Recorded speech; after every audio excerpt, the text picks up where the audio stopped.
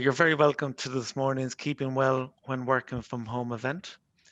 Just a little bit of housekeeping before we get matters underway. You will notice at the bottom of your screen we're in webinar format, so you have some options, but the Q&A function is the one we'll be using the most today. So I'd like you to use the Q&A button to ask any questions of the panelists throughout the session, and there are people in the background endeavouring to answer those questions. We have left some time at the end for live Q&A as well. So without further ado, I'm going to hand you over to Sarah McCormick. Thank you very much, Leo, and good afternoon to you all. And I will say, Acade Mila Fáilte Regular. I am Sarah McCormick, the National Lead for Healthy Ireland in the HSE, and I am the National Lead for Staff Health and Wellbeing in the HSE. And I am delighted today to host our first of this series of webinars on staff health and wellbeing, which we plan to run out between now and the end of the year. And as I'm saying, this is our first one. And you know the way that I'm looking down here and seeing the numbers growing and growing and growing. And wow, what an audience we have this morning for our very first webinar. So you are all very welcome. And I see that we have people here, not just my colleagues in the HSE, but from many other different organizations as well. And this presentation is just as applicable to you as to our colleagues in the HSE. So an extended welcome to you. And I'm looking here at such an audience coming in, and I'm interested in a little bit of information from yourself. So, you know, just on the trend there of the poll, can I call in Leo there? And Leo, maybe let's do a poll question with our wonderful audience that we have here joining us. Sure, no problem, Anne. Working from home has meant that I find it harder to follow a healthy lifestyle routine, yes or no? So we'll give a minute to vote away. While you're voting, I'd just like to draw your attention to today's proceedings are being conducted in English and in Irish Sign Language.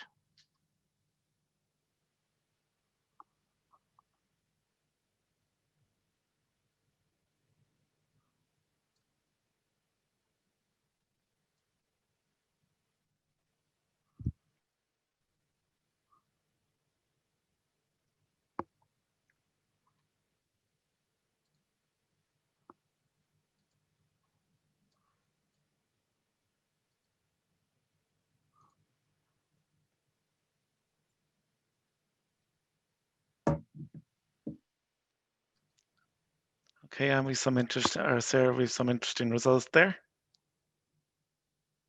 Oh, excellent. Right. Okay. So this is interesting. We can actually see that 52% are actually saying to us that, yes, they are finding it harder to follow a healthier lifestyle. And, you know, I can tell you that is what is actually the feedback that we are getting here day on day. And I think all of us working from home can kind of gel into that position.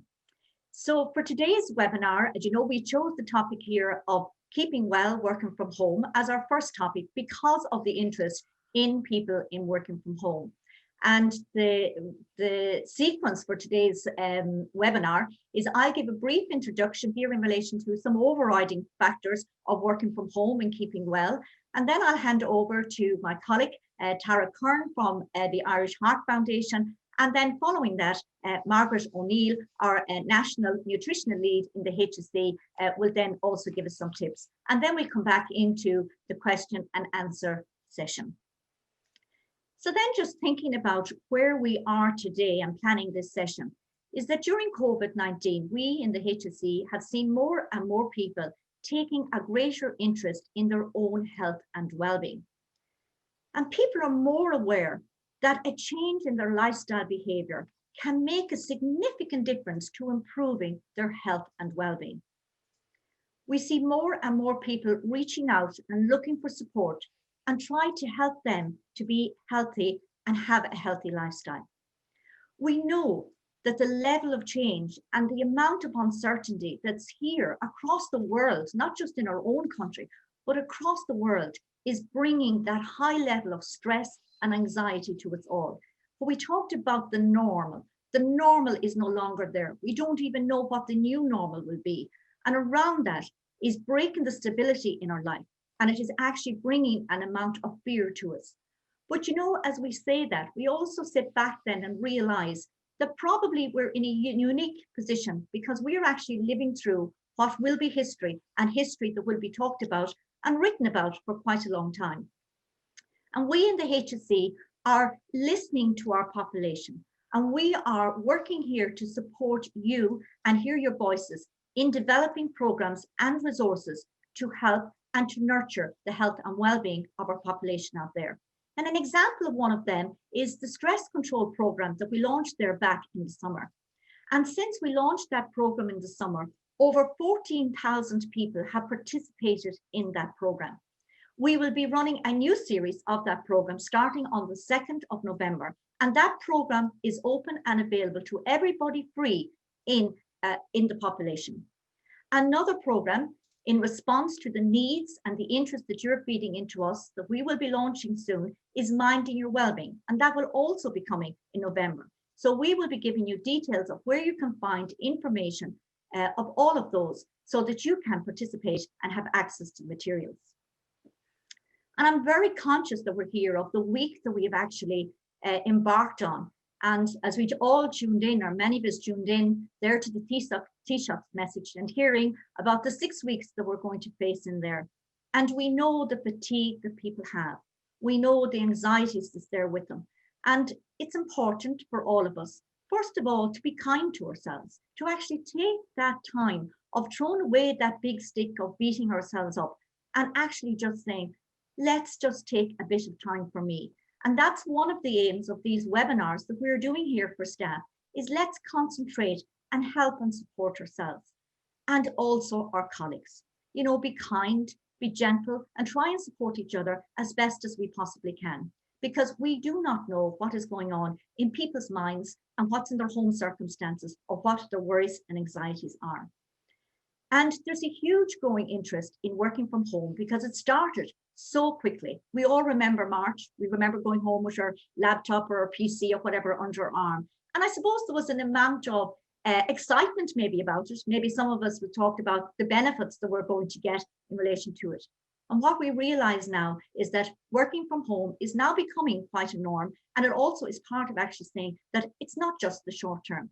So you can see and hear over the weekend quite an amount of people writing and interviews or whatever else in the media about working from home. So I'm just going to share with you some of the statistics here in relation to the working from home. So I'm going to share my screen now.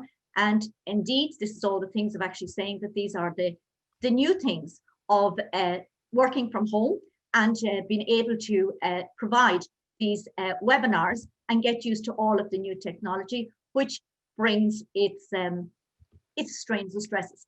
But I think that we actually have succeeded now, and everybody can see the screen sharing in here with it.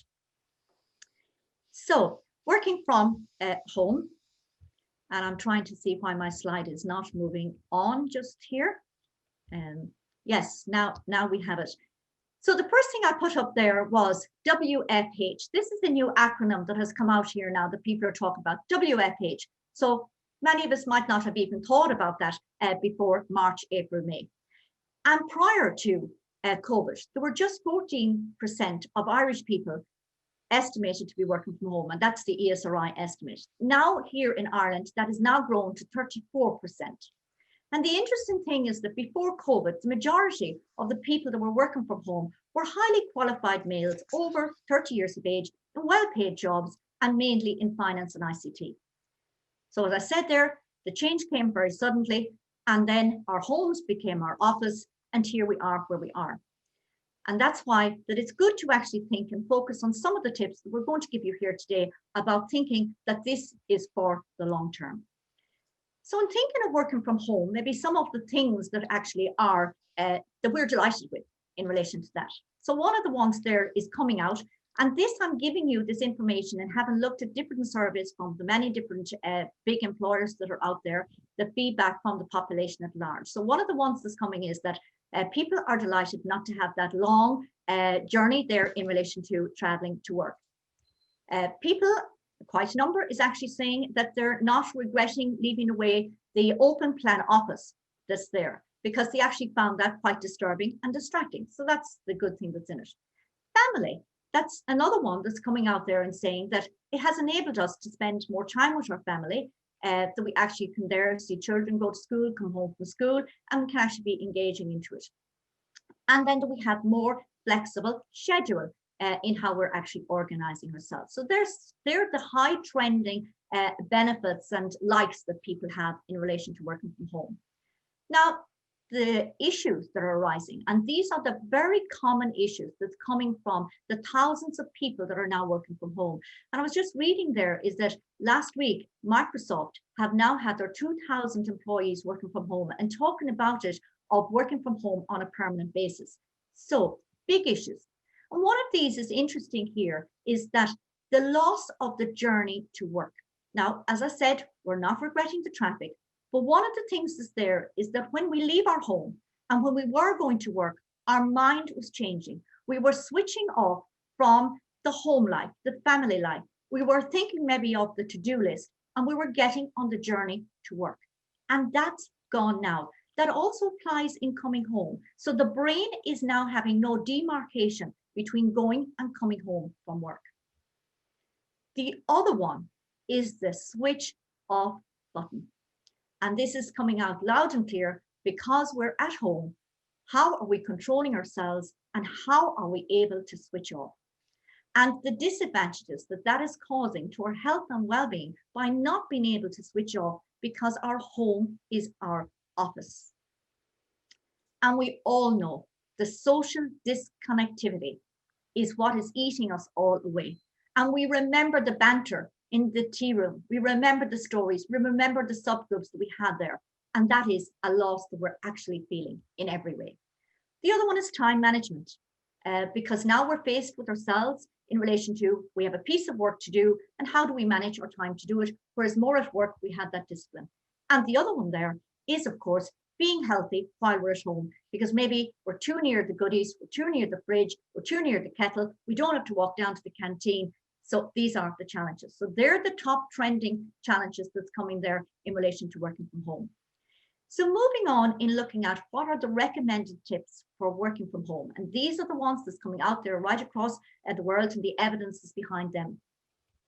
So the first one is about a daily routine. So we have, many of us have moved away from actually having a daily routine. And this is an important one for us, is that we need to actually look back and say, why do we not keep the same routine now at home as we had when we were working? What time did we get up at?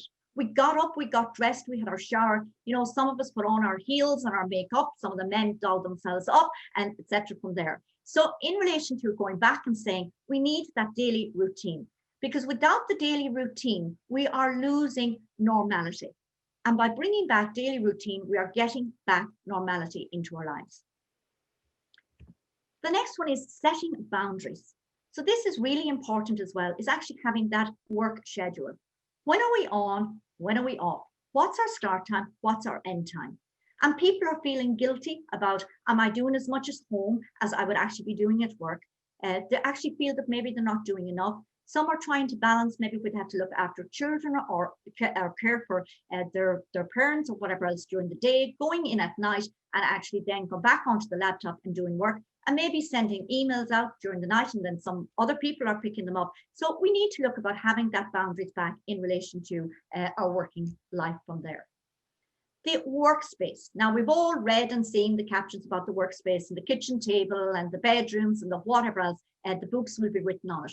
But it's important there to now look at giving ourselves some time in relation to our workspace. Now, the picture that I have there is not the best of a workplace, because the best one is to actually have one that you have some light, some visual coming in a window into you. But maybe give that a little bit of thought, even though it can be quite difficult to get that space in your house, but good to give the thought in relation to your workplace.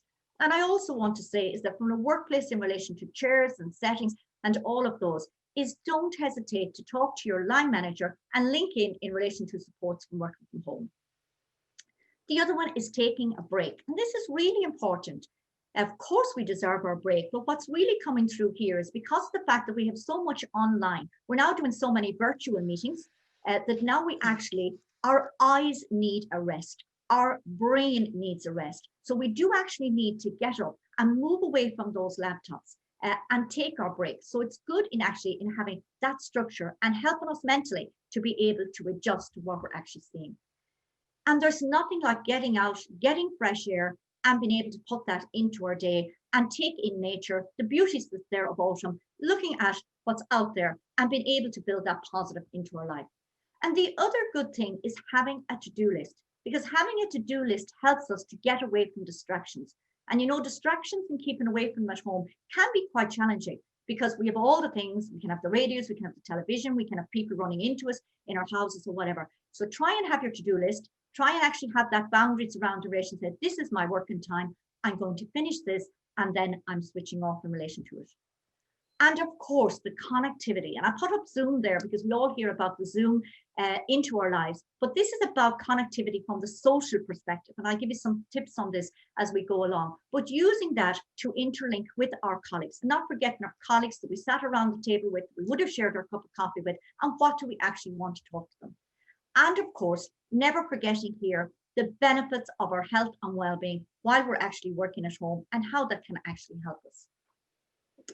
And here in the topic that I was putting up there was supporting each other. And this is really part to ourselves.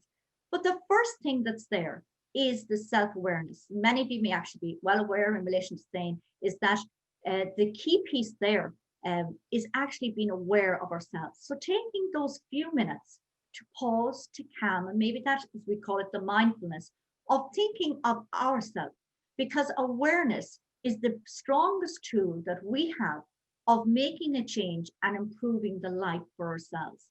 So going away from here today, look at ourselves, think of ourselves, be aware of our emotions, be aware of our feelings, and be aware of what is stressing us out, what gets us to fly off the handle, and think in relation to that for ourselves. And the next one then is about self-management. Because in supporting others, we are no good to anybody else if we're not there to support, if we're not able to support ourselves and be strong ourselves. There, you know, on the airline it said when we used to travel, put your own gas mask on first or before attending to children or anybody else. So being self-aware will give you the information to how to manage yourself, and then you become support and can reach out to others. And a little tip I give you here in relation to self-management is look to see what can you control, what can you influence, and what do you have to accept. And that's what's called the CIA model, CIA. And you will find that there are many things around you that you actually can control, but sometimes we actually overlook that. And a lot of things we can influence. And you know, it's fewer that we actually just have to accept. And another technique is saying yes and saying no. Because every time we say yes to something, we have to say no to something else because there is only 24 hours there in the day. So always think about, are we saying yes to the right things and to the appropriate things for ourselves in relation to those? So supporting each other, I'm saying keep in contact, and particularly in relation to your colleagues, because sometimes your colleagues were not just the people that were on your team. You could have gone to tea with other people or whatever else in there. So think of that way. And one of the key things that's coming out, it's not just about a phone call. It's not just about an email. They're actually saying the visual connectivity, and that's why Zoom is marketing to the world, because the seeing and the facial expressions is really important. The virtual coffee chats we talked about. People are talking about online quiz. There was a company there that did an online quiz for 200 staff. Guest speakers, maybe having a break there and getting a guest speaker, thinking about maybe a virtual book club, sending cards, writing letters, and you hear all the things that I'm supposed to say. So the key thing there is never forget the joy of giving, because one of the great things in life and one of the things that gives happiness is that whole thing of gratitude. So give, but don't keep giving and never forget to reach out. And everybody wants to help and everybody wants to support in relation to those. So give and reach out and constantly look there at your healthy living. So now I will pass over to my colleague, Tara Kern from the Irish Heart Foundation, who will then give us more tips in relation to keeping healthy, living, working from home. Thanks, Sarah. I'm delighted to be here today to chat to you all. And thank you to the HSE for inviting me. Delighted to speak to you. And I'm going to chat to you a little bit today about a campaign that we ran in September called Escape Your Chair. So some of you might have seen it. It's really a campaign that we were encouraging people to reduce their amount of sitting time that they do during the working day. We wanted to raise awareness about why sitting time is bad for our health if we do it for too long. We also wanted to raise awareness to individuals about how much time they themselves spend sitting. And then we wanted to give people some tools and resources that would enable them to create some new healthy habits that will get them moving about more and sitting less during the working day. So back before the summer, really, we started planning this campaign, and the research at the time found that we now had over 30% of people working from home. And obviously this was a new routine for people that they had to adjust to. So we commissioned Ipsos to do a poll where we wanted to speak to people that were working from home, and we wanted to ask them about their amount of activity that they were now getting in their new routine. And what we found was that over 50% of people reported that they were spending more time sitting down. And when we asked them to estimate how long they felt they were sitting down for extra per day, it came out an average of over 2 hours, 40 minutes extra of sitting time, which this was a little bit startling to us to see it as such a high amount. But then when we started to look at the reasons why, we found that it was simply because routines had changed. As Sarah mentioned, we used to have a commute to work. Now we just have to get up and move into our sitting room and open our laptop, whereas we might have been walking or cycling or getting a little bit of movement in on that journey to work. We also used to work in maybe an office space that was bigger than our home. We might have had to walk to meetings, we might have had to walk to the canteen, we'd be up and down steps during the day. So really just that change in routine has caused a lot more sitting time throughout our day and has given us less opportunities to move more. So I suppose why is it such a risk to us to sit down for long periods of time? And I suppose emerging research is showing us that sitting for long periods of time is bad for our health. It's been shown to increase our blood pressure levels. It's been shown to increase abdominal obesity. It's associated with a hardening of our coronary artery. So all in all, it's increasing our risk of developing heart disease and stroke. So for the past 3 years, we've been running a campaign in the month of September that is really trying to raise awareness that sitting time is a health risk and how can we reduce it. So hopefully all of us have heard of our national physical activity guidelines. I'm sure many of you are very familiar with them, but they do encourage people to take 30 minutes of moderate intensity activity at least 5 days of the week. But actually, we've been told now that even if we achieve those physical activity guidelines, but we're sedentary for long periods of time, we could still be putting our health at risk. In a new exciting development, we've seen the World Health Organization come out with draft physical activity guidelines, which for the first time actually talk about sedentary behaviour and the differences in activity levels that we might need to do if we do sit for long periods of time. So these guidelines are in draft format, so we do need to wait and see what the final guidelines say, but they are indicating that if we sit for a lot of our day, that those 30 minutes that are currently recommended, they might not be enough for us to maintain our health. And in fact, we might need to be doing 60 minutes or more of moderate intensity activity. And if we think at the end of the day, now we have to go out and do 60 minutes, that can be a little bit challenging or hard for people to fit into their day. So it's becoming more and more important that we actually can get activity spread throughout the day, and that we're just reducing the number of hours that we do spend sitting. So as part of this year's Escape Your Chair campaign, which you can find all of the information on the website escapeyourchair.ie or on irishheart.ie, we have a sitting time calculator.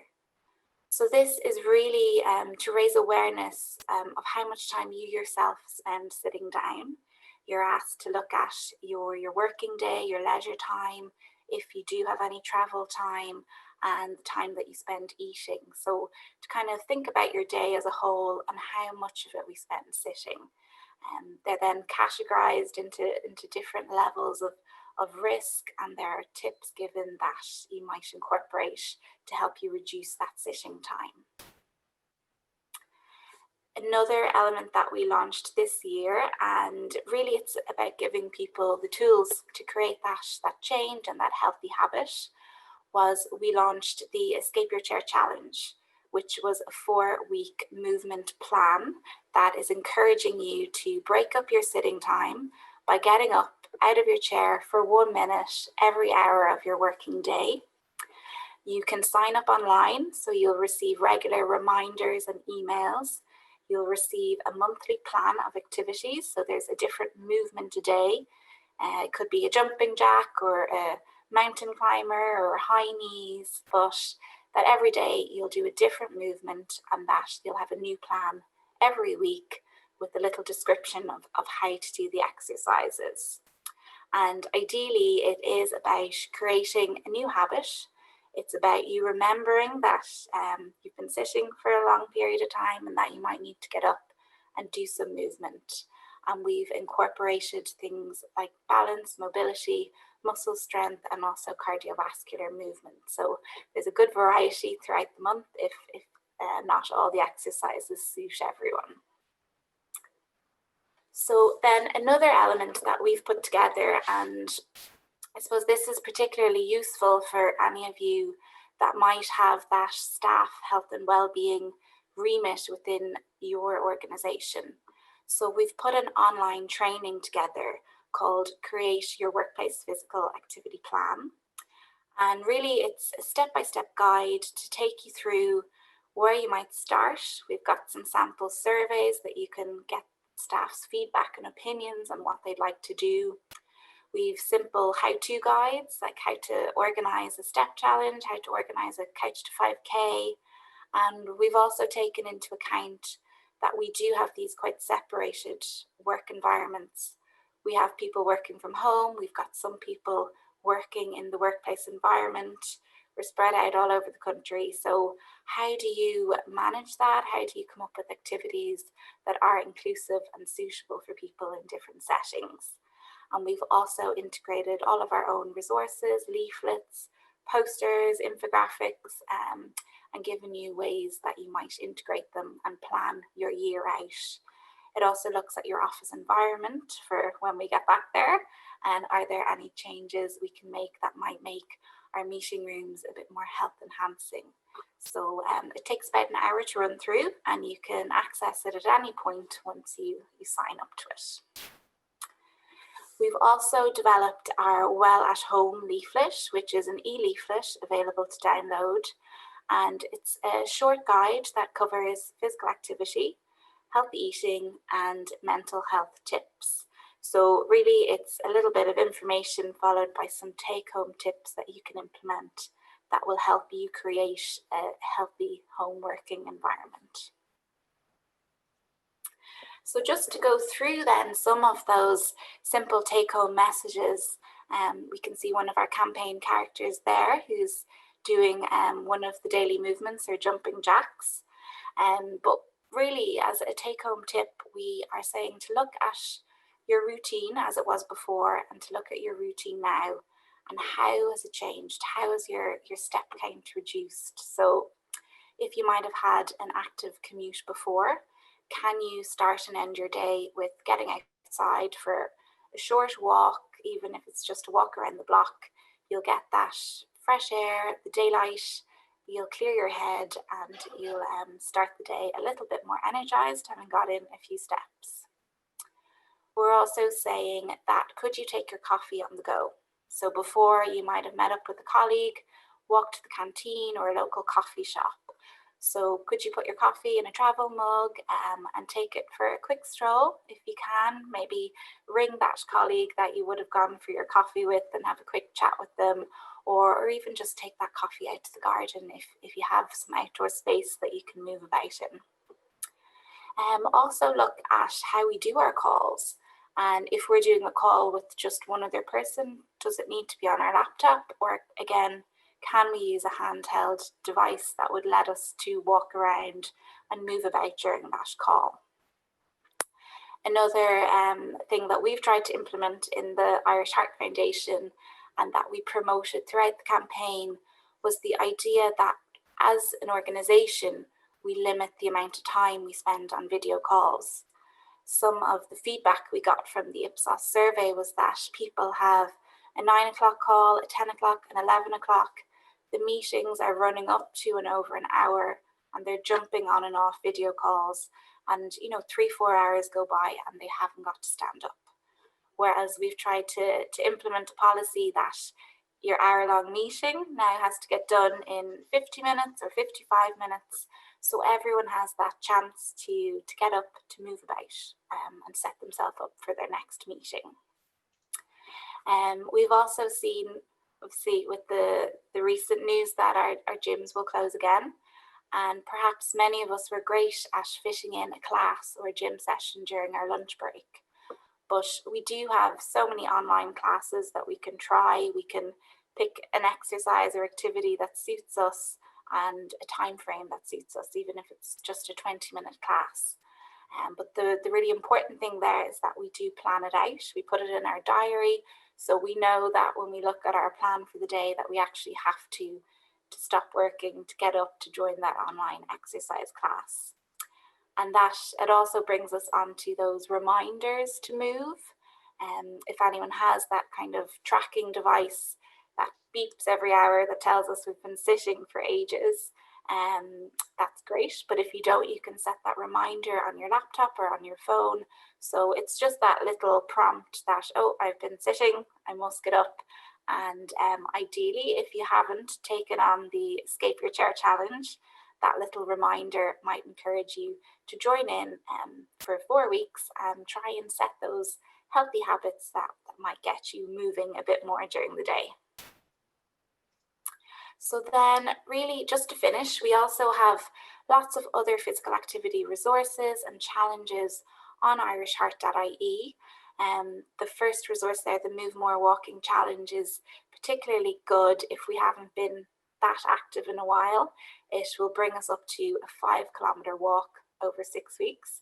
So if we're not ready to jump into those 5K run just yet, we can start off by walking, and it also brings in some muscle strength and balance activities over the 6 weeks as well. And we have plenty of other literature and resources all available online for you to download.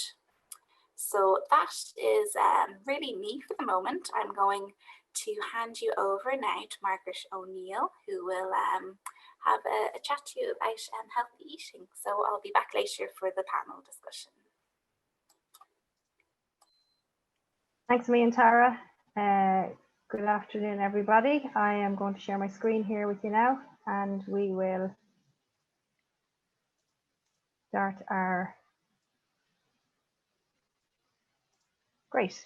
Good afternoon. I'm really delighted to be here. I think we were hearing some great tips around working from home. Welcome to my home, which is very strange, having everybody in my house. But I'm delighted to be here today to talk to you about food, my favorite topic, talking about food and how it impacts on your health and on your health and well-being, and particularly now at the minute around kind of how food can impact on your mood, keeping us all healthy over the next coming months and the winter that's ahead of us. My day job is National Nutrition Lead in the HSE, so I'm a registered dietitian, and I work right across the system in both kind of disease prevention and keeping people well through good nutrition, as well as managing diseases and through food and through better nutritional care. So today it's all about you. It's all about going through some tips that hopefully you will find useful in whatever change you'd like to make around your diet over the next coming months. I suppose it's important to say if you've made some positive changes so far, I suppose in the last kind of difficult times, well done. And if today is about a day to change, I hope you'll get some tips that will be useful. I suppose the important thing is, for a lot of people, they say that healthy eating can be a challenge anyway, and there's a lot of different barriers that people say stops them from eating a healthy diet. Things like cooking skills, busy lifestyles, no time for planning. For some people, it's simply food poverty.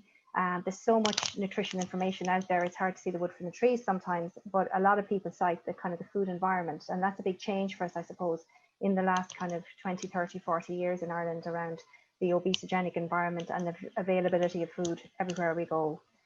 So on top of all those things, we also have some challenges around COVID. So we have some challenges, kind of extra challenges, I suppose, that we have to deal with at the minute. And I think Sarah and Tara have mentioned some of these. You know, where you might be working from home, you might be near the fridge, near the kettle, the lack of routine and the impact that that's having on us, snacking more frequently, missing social interaction with people and the impact that can have on you. And, you know, lots of different things like that. The stress can either make you eat less, make people lose their appetite, or make you eat more. As well as that, around some people are reporting drinking more alcohol. And a lot of people are talking about the impact that I suppose COVID and the change in routine is having on their overall weight. So these COVID kilos that people are talking about. So we're just going to fly through some tips on it. And as Sarah said, it's not all bad news. I suppose there was a review done, a food survey done by UCD and DCU in April-May time, where they looked at the impact that COVID was having and the restrictions were having on people's diet. And, you know, some things were good. You know, 72% of people are baking more at home. That's the banana bread. 44% of people said their weight had stayed the same. Some people had actively changed their lifestyle to try and lose some weight, which is really positive. People are eating meals together a bit more, which is a really positive one from a family perspective. But what I want to focus on maybe is some of the changes that we might, you know, from the evidence around, you know, people eating more food than usual. About 42% of people said they were snacking more, and about a third of people said that their weight had increased. So again, we're going to focus on some of those tips now. So what I'd really like you to think about is, what am I going to take from today? What do I need to do to change my diet? So am I meeting the healthy eating guidelines? What am I not eating enough of? What could I eat a little bit less of? What would be good about changing? So setting a goal for yourself. What do I find difficult about changing? And really important to have an action plan. Sarah said you need to have that list, kind of a smart list about things that I'm going to do. What am I going to change? When am I going to change it?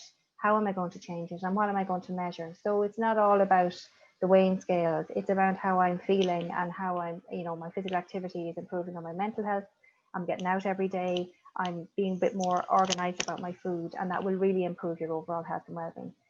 I suppose I'm a very optimistic person. I think we have 6 weeks now with the next lockdown to really make positive changes. So we'll be in really good shape in terms of our health and well-being for Christmas.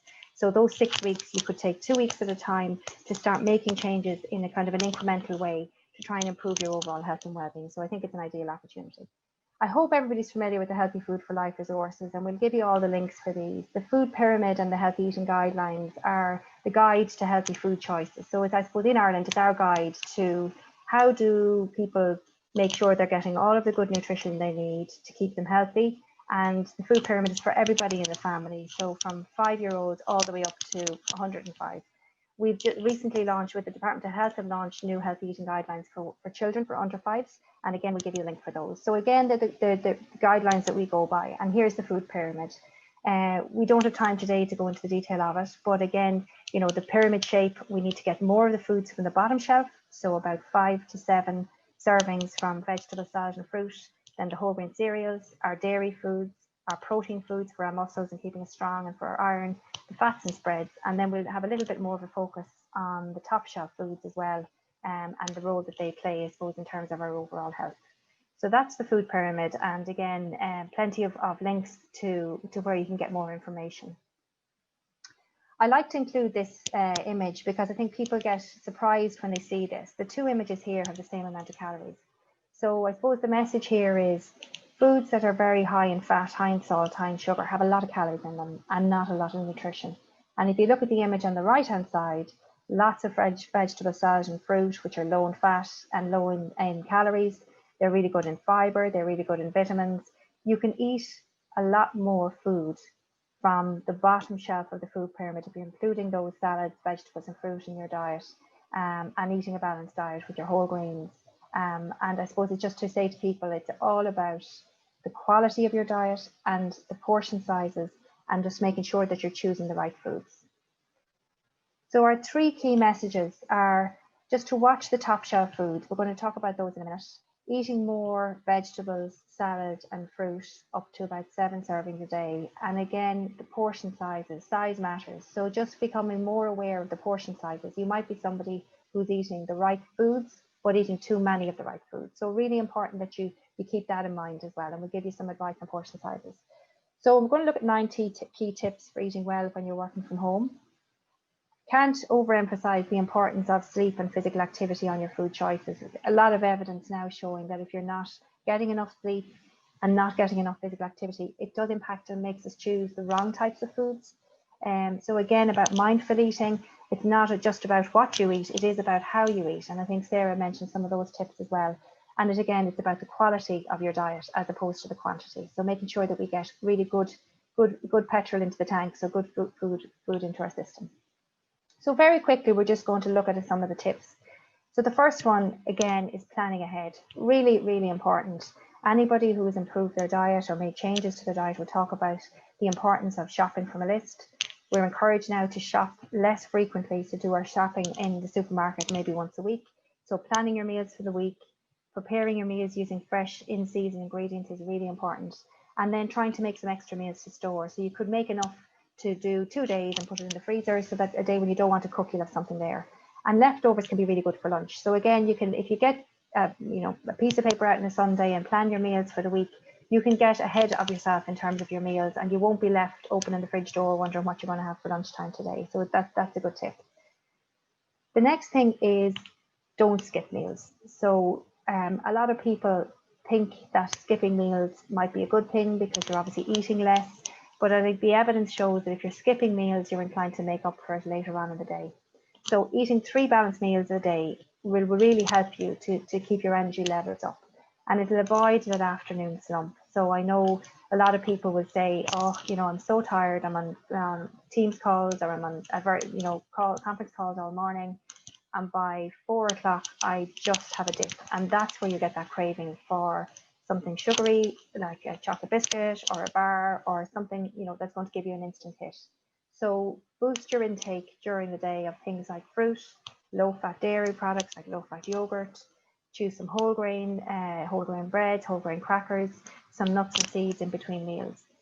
And healthy snacks are important, but it's again to choose wisely. And again, the Healthy Food for Life leaflet gives you lots of tips on that.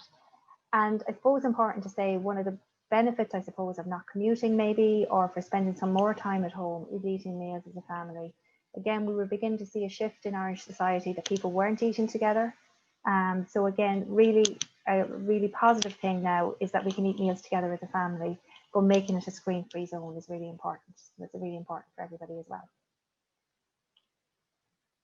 Breakfast. Everybody says breakfast is the best meal of the day, most important meal of the day, to eat breakfast like a king, and I think they're right.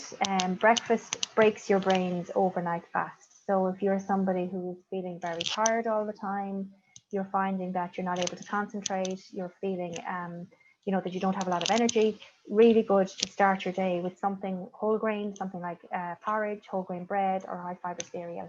Low-fat dairy, again, your low-fat milk on it, and include some fruit here so that you can get some fruit or vegetables in at every meal in the day. And these foods keep essential brain nutrients topped up. So again, think of it like petrol in the tank, putting petrol into your car. It will not run properly unless you're fueling it with the right things. Another good thing to choose for breakfast is something like, a boiled egg or a poached egg, because again, a protein source at breakfast time can help you feel fuller for longer. So something like beans on toast or a poached egg or a boiled egg is a really good thing to choose. High sugar cereals should be avoided because again, they give you this kind of instant increase in your blood sugars, but it can dip really quickly afterwards. So if you eat something like a high sugar cereal, the chances are you're going to be hungry again about an hour later. So again, really not something that we'd recommend in terms of your overall health. The next tip is around becoming more familiar with the Healthy Food for Life resources. These were launched in 2016 and they're available. I have the links there. They're available on the HSE website, the Department of Health website, and Safe Food, and the INDI website, and FSAI. So again, lots of places we can go to get further information. I think by becoming more familiar with the food pyramid, with the resources that are there, it will help you to plan healthier meals. There's a range of resources there. There's fact sheets, there's tip sheets, there's menu plans, there's daily meal plans. So again, that information there is to help you to learn a little bit more about nutrition, become more aware of what maybe you're not doing right yourself and what you'd like to change, and give you the supports and resources to help. The Safe Food website, they have lots of cooking tips on it. They have lots of videos on it. So again, just spend a little bit of time looking at those if you are interested in making those changes. So in terms of portion sizes, again, within the resources, there's a really good kind of practical guide to portion sizes. And it's one thing that I think we've identified from a lot of the research, that we don't know the right portion size to eat. So often we can be eating maybe 2, 3, even 4 times the amount of rice, for example, at dinner time that we should be eating.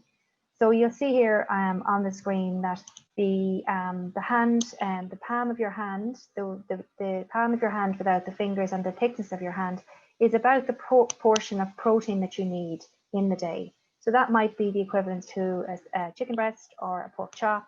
And again, we don't need huge big portions to get the nutrition that we need, and we often can be overeating on those things. The 2 thumbs is what a serving of cheese looks like. Many people say to us that they'd eat that amount while they're making the sandwich, so it's really important to become more aware of your portion sizes. And the teaspoon is there to advise you if you're pouring oil into a pan, if you're cooking something, stir frying, use a teaspoon rather than pouring it from the bottle. And the cup there is the equivalent of a 200 ml disposable cup. And that's a good guide for a serving of cooked rice or cooked pasta. So again, really good practical tips that you can check on your portion sizes at home without having to take out the weighing scales, because again, you know, food is for enjoying, but just getting you more familiar with maybe where you're going wrong with your own diet if you think you're eating too much of some of those foods.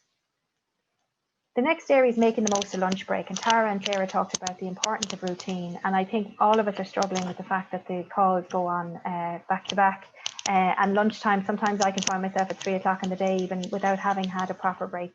So really stop for lunch, take a break, get up, get out for a walk, come back and have your lunch break.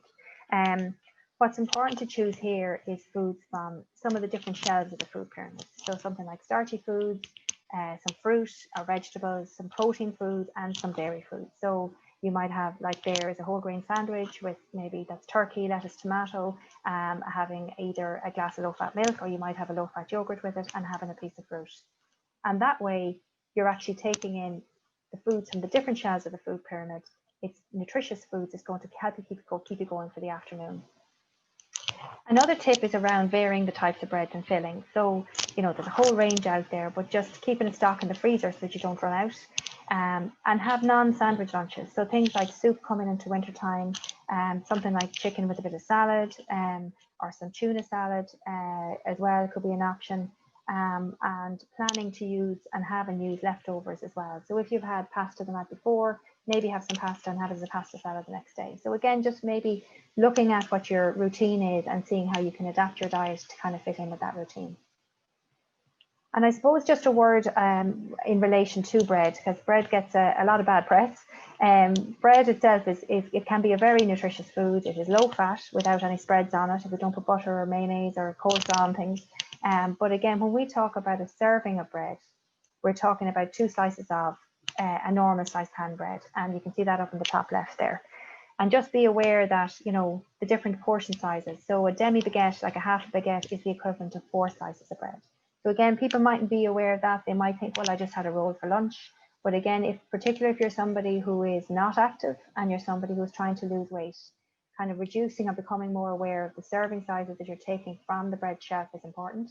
And again, there's guidance in the Healthy Food for Life resources around how many servings to take if you're an active person, if you're a man versus a woman, and again, depending on your age. So all of that information is there for you to read in your own time.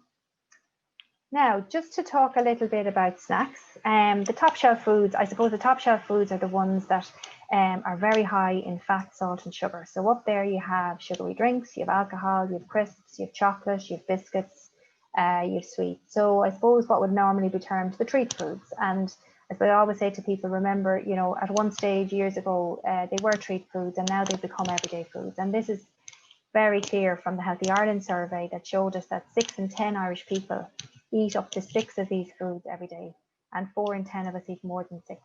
So again, they are taking up a big part of our diet.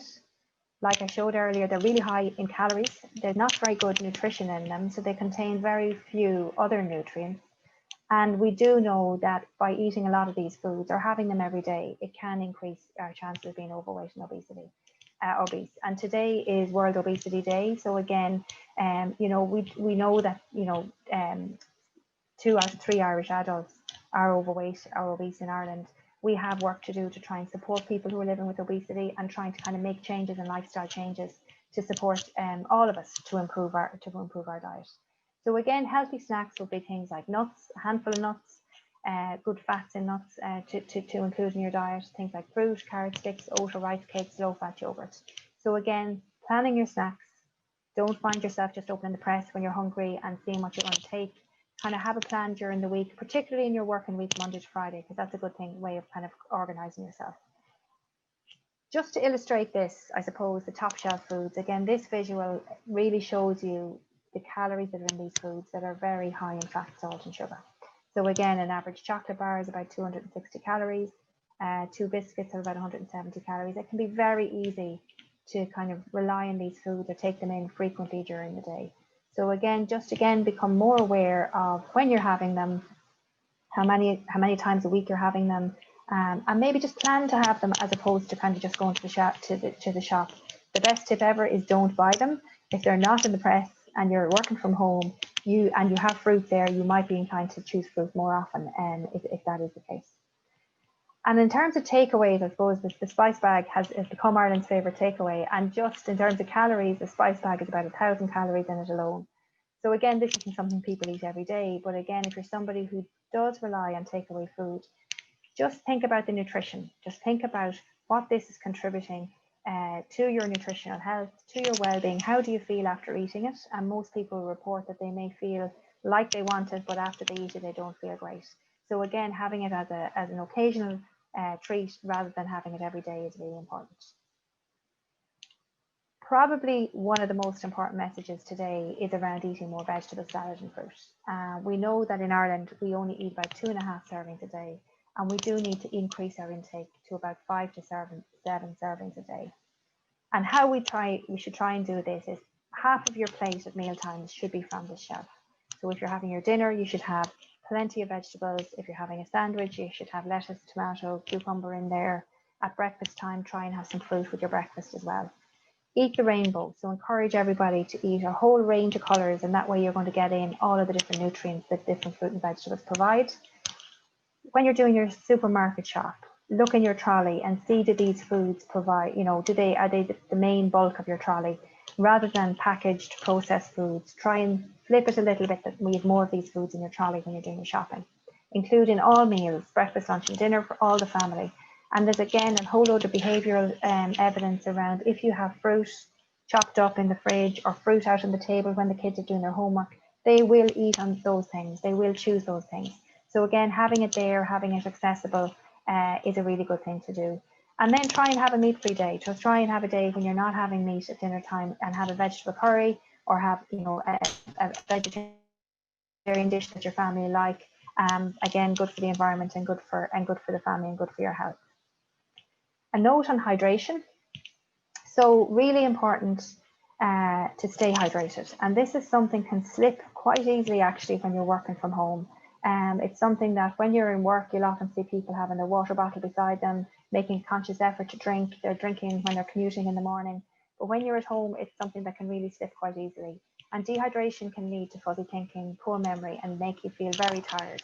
And as I said, if you're tired, you're probably more likely to snack on the wrong types of foods. Drinks that contain caffeine will act as a stimulant, so you may feel you get a bit of a buzz from your cup of coffee, but actually it decreases very quickly again. So it won't keep you refreshed. We drink a lot of tea in Ireland, and tea contributes to our caffeine intake in Ireland again as well. So again, maybe choose 8 to 10 cups of water in the day, try herbal teas. So again, just make sure you keep hydrated. I find myself that I'm talking a lot more, which for me is pretty amazing when people know I'm a talker. But again, talking a lot, you do need to kind of drink a lot of water throughout the day. I'm going to mention about alcohol because, again, I think with the current, I suppose with a lot of the evidence around behavior change, it's something that is important. And alcohol does contain calories and, again, not a lot of nutrition. I suppose the last tip then is around, I suppose, behavior change. And it's not easy to change behaviors. I mean, anybody who is trying to change behaviors will tell you it does need, you really need to work hard at it. Keeping a diary and a food diary can help you to identify your triggers when you're working from home. It'll be different to mine. So what are the things that you find difficult? Is it eating late at night? Is it when you're watching television? Is it on a Friday evening that you're inclined to open a bottle of wine and have a takeaway, but again, you're doing it again on the Saturday and you're doing it again on the Sunday? And it might take you time to get used to a new eating pattern. It's important to make changes slowly. Don't try and change everything all at once. Try and set yourself targets and set goals that are good for you and work for you. I think it's important to slow down when you're eating as well. And I kind of set a thing about don't eat standing up, because people often say, if I eat my lunch standing up at the counter, I've eaten before I realize it. So again, sit down at the table, give yourself that time to eat slowly, enjoy your meals. Don't let a bad day turn into a bad week. So again, people often say that to me, you know, I just had a bad day and then the whole week went to pot. So I think it's important, don't let a bad day turn into a bad week. It's always a good time to make a healthy change and to make to make those changes. And really important to be kind to yourself, but also to be honest. So again, we've had a really difficult time and everybody has, you know, found different challenges in lots of different ways. So don't beat yourself up if you find yourself that you've gained weight or that you're eating things that you normally wouldn't eat. Make today about making a change, but again, being honest about where you think are your key triggers or the things that you would like to change for yourself. A very quick word about alcohol, and I'm sure it's going to come up in another webinar, but again, I don't think people realise, I suppose, the impact that alcohol can have on weight gain, which is what I just want to focus on. If you're somebody who's drinking kind of a beer or a big glass of wine most evenings, or extra alcohol at the weekend, that will contribute to about 1,000 extra calories in the week. And in a year, that alone could be an extra stone in weight. So again, people don't realise, I suppose, the impact that alcohol can have on their weight. And I suppose we all know that if you've had a few drinks, you are more likely to snack late, you're more likely to choose kind of savoury, high salty foods. And again, the next day you mightn't eat the way you want to because you might be feeling rotten and you might eat the kind of wrong kind of foods the next day as well. So often it can impact on 2 or 3 days in the week in terms of your eating pattern. And I suppose there's lots more information on Ask About Alcohol where you can find more information on this. So just to become more aware of it, it may be a trigger for some people. On the back of the healthy eating leaflet, there's top tips for people who are overweight to get to a healthy weight. And again, acknowledging that it is quite difficult and it is a difficult thing to do. Don't set yourself a target of losing 2 to 3 stone. Set yourself a target of having 2 weeks where you're eating well, being more active, getting out and making a start. And that will help you along the way. We won't go through the guidelines there, but again, they're all available on the back of the leaflet. Again, I suppose there's been a lot of talk about the COVID kilos, and I just wanted to give you the information, I suppose, on the evidence and the science behind it. A pound of weight, of extra weight that you're carrying, is equivalent to about 3,500 calories a day. That's about 500 calories every day. If you eat over and above your requirements for the day, those 500 calories will lead to a pound of weight gain in a week. So how do you get those extra calories in? I think we all, you know, it's so easy. The equivalent of 2 chocolate biscuits, a bag of crisps and 2 glasses of wine is about 700 calories. So again, it's about asking you to have a think about your diet, have a think about what are your triggers, where are your key areas. Some people will say I have a sweet tooth, it's chocolate. Some people will say I have a savoury tooth, it's crisps. Just know what's your trigger and what's your food that you want to try and change and make that healthy eating change for you. I've just included there a guide to 100 calories. So again, we talked about those foods being very energy dense. So 4 squares of chocolate is about 100 calories. So you can see how easy it is to get those calories in without really even thinking about it. I suppose one last thing just to mention, I suppose in my job, it's not about just health and well-being and obesity. It's also about kind of people who are malnourished. And I suppose part of our role, just to bring this to people's attention when they're on, part of our role in the HSE is improving nutritional care for people who are sick, particularly people who are frail, older people who are frail, people who have dementia. So we have more information on our HSE website /nutrition supports. So if you know of anybody or if you're managing frontline, there's lots of information there, including making the most of every bite cookbook that's there for people. So finally, the last 3 key messages, just to recap on them. Limit the high fat, high salt, high sugar foods from the top shelf. If there's one thing that you do, I suppose, it's to limit those foods. Straight away, you will reduce your calorie intake and your nutritional intake will improve. Half of your plate of vegetable salad and fruit at each meal, and that's a great way of getting up to your 5 to 7 servings a day.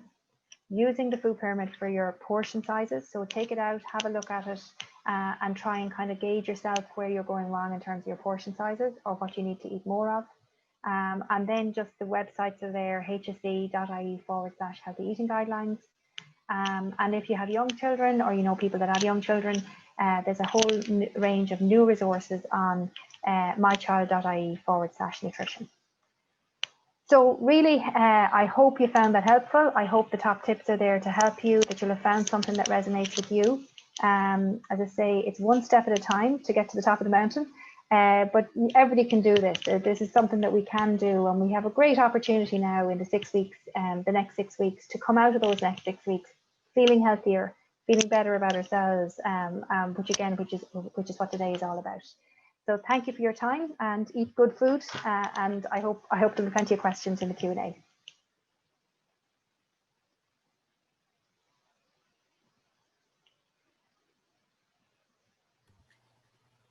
Well, thank you very much, Margaret and Tara.